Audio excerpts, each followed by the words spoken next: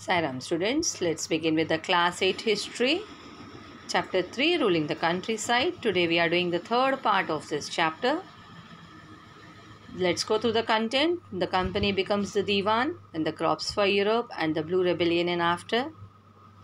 We have already done with the topic the company becomes the Diwan. Under that we have learnt about the revenue for the company, the need to improve agriculture, the problem, and the new system is devised. And in our second session, in our second presentation, we learnt about the Monroe system, right? In that we saw that the southern territories, now the British territories, they were focusing towards the southern territories now. So they started with a system there. After that permanent settlement, after Mahalwari settlement, we learnt about a new system that was called as Rayotwari system. And that is also called as the Monroe system, right? That is done by the Reed and Monroe. They felt that the need is required towards the south where no traditional zamindars are there, right? So there they started that. Then we learned the problems that faced again by that Monroe system, that is Rayotwari system. All was not well at that time. We learnt in that topic like driven by the desire to increase income from the land, the revenue officials fixed too higher revenue demand, correct? So what were the condition? Peasants were unable to pay that. So again that ryots means farmers and cultivators, correct? You all know that very well. They fled the countryside and the villages became deserted in many regions. Then we have started with the next topic also, crops for Europe. In that we saw that cultivation of opium and indigo was to be expanded in our country, India, right? And other crops also we have seen, such as we saw like cotton, jute in Bengal was preferably grown there. Then the tea in Assam, then sugarcane in the United Provinces, that is Uttar Pradesh, right? Then the wheat in Punjab, then cotton in Maharashtra and Punjab, and rice in Madras. Then the next topic also we have seen, does color have a history? We saw the two prints there, Kalamkari prints and the Morris cotton prints, right? In that, what was the common there? Both prints, they were having a rich blue color that commonly called as indigo color, right? Then after that, why the demand for Indian indigo increased? We learnt in that about European countries, they tried with some other plant also that was called as woad as the alternative for indigo plant. But the color, the dyeing color of the woad was pale and dull. It was not up to the mark as it was required. So again, what they decided, Britain has to turn towards our country India, correct? For the indigo cultivation. So there we saw in 1788 only about 30% of the indigo was imported into Britain from our country India, right? But the same percentage increased to 95 in the year 1810. So this is what we have learned till that. Now let's move to the next topic. How was indigo cultivated? Now, how was indigo cultivated? There were the two main systems of indigo cultivation, that is niche cultivation and Rayoti system. Now, we are going to learn in that within the system of niche cultivation, the planter produced indigo in lands that he directly controlled. He either bought the land or rented it from other zamindars and produced indigo by directly employing hired laborers. But again, there were the problems with that niche cultivation. Now let's see what were the problems. The planters found it difficult to expand the area under niche cultivation. Why it was difficult? Because indigo could be cultivated only on fertile lands, and these were all already densely populated. So only small plots that was scattered over the landscape could be acquired. That was the problem there. So planters needed large areas in compact blocks to cultivate indigo in plantations. Where could they get such land from now? There was a problem for that. The question arises in front of them. So they attempted to lease in the land around the indigo factory and evict the peasants from that area. But this always led to conflicts and the tensions. Then nor was labor easy to mobilize. Even laborers were finding it difficult. So a large plantation required a vast number of hands to operate. Correct? Do you all agree that thing? Definitely, the large labor is the number of laborers required were more there, and labor was needed precisely at a time when peasants were usually busy with their rice cultivation also. Simultaneously, their rice cultivation was also going on. So again, what happened there? So this cultivation on a large scale also required many plows and bullocks. The number of plows and bullocks that were required for the niche cultivation was very large. Now, one biga, here one term has been given here, biga. You can see in the slide the biga. What is that? A unit of measurement of land. That biga is a unit that has been used for the measurement of land. Before British rule, the size of this area varied, but in Bengal, the British standardized it to about 1/3 of an acre. So, 1 biga of indigo cultivation means 1000 bigas would need 2000 plows. You can imagine the extent, it will be double up. So, investing on purchase and maintenance of plow was a big problem again. Nor could supplies be easily got from the peasants, since their plows and bullocks were busy on their rice field, because simultaneously rice cultivation was also going on there.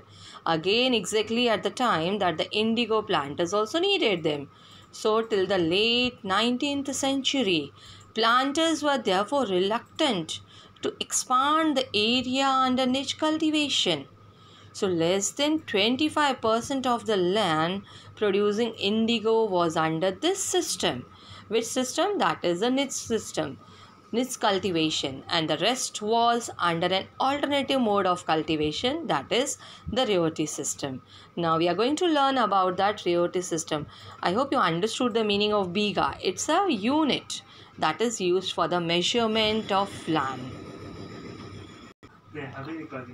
So now let's see the next, that is the Rayoti system. Now indigo on the land of Rayos. Okay, now under the Rayoti system, what was there? The planters forced the Rayos. Rayos means you all know very well, it is the farmers and the cultivators, correct? They were forced to sign a contract, an agreement. That agreement is called as Satta also. At times they pressurized the village headmen to sign the contract on behalf of the Rayos.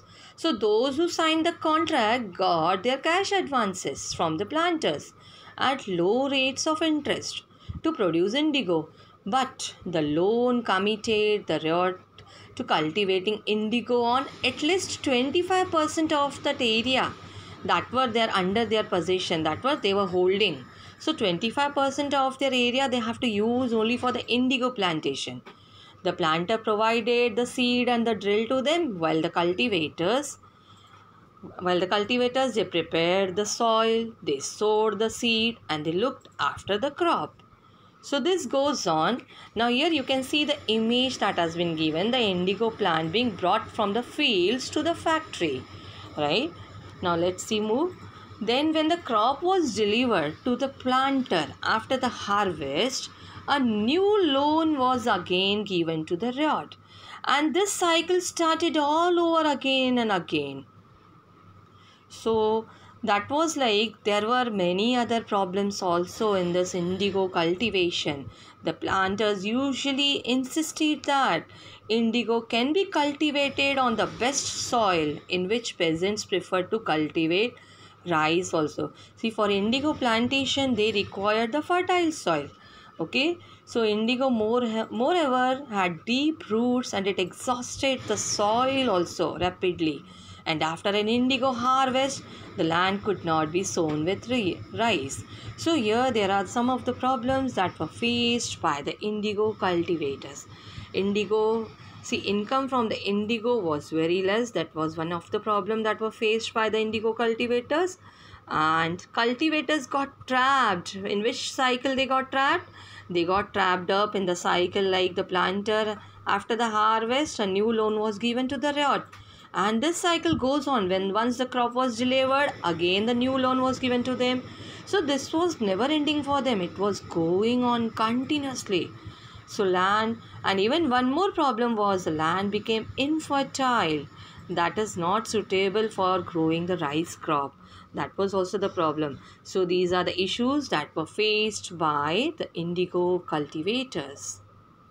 Now let's see the next topic. How was indigo produced? Here the image has been given to you. The factory has been shown near, that has been located near indigo fields. That is, painting has been shown to you in your textbook here. Actually here you can see the system, like how they used to do that indigo cultivation. Now here again one more image has been given to you. Here in the first image you can see here the woman usually carried the indigo plant to the vats. Now here the meaning of vat is what? Vat, it is a fermenting or a storage vessel. You can see the once image has been given. This is there in your textbook also. The vat beater. Now who is that vat beater? He is a person. He is an indigo worker. He is standing with the paddle that was used to stir the solution in the vat. So these workers had to remain in waist deep water for over 8 hours to beat the indigo solution. So indigo plantation, actually it was not an easy process. It was very tedious. And here again one more, like so what was there? The indigo villages were usually around indigo factories owned by the planters, right? Then after harvest the indigo plant was taken to the vats. I told you the meaning of vat. It's a fermenting or a storage vessel. Then in the indigo factory that vats were there. Therefore the 3 or 4 vats were needed to manufacture the dye. So each vat had a separate function. The leaves striped off the indigo plant from that were first soaked in warm water in a vat. When the farmers fermented, the liquid began to boil and bubble it. Now the rotten leaves were taken out and the liquid drained in another vat that was placed just below the first vat. So this was the process that was followed while doing the indigo cultivation. Then again in the second vat, the solution was continuously stirred and beaten with paddles. When the liquid gradually turned green and then blue, lime water was added to that vat. So gradually the indigo separated out in flakes. A muddy sediment settled at the bottom of the vat and a clear liquid rose to the surface. So the liquid was drained off and the sediment of that indigo pulp was transferred to another vat. So this was really the tedious and the lengthy process, and then pressed there, and then they were pressing it there for drying it, and they were selling it then. Here again the last image has been given to you here. The indigo is ready for sale. Now here also you can see the last stage of the production. Workers stamping and cutting the indigo pulp that had been pressed and molded. And one of the figure in this image itself, in the background, you can see a worker carrying away the blocks for dyeing.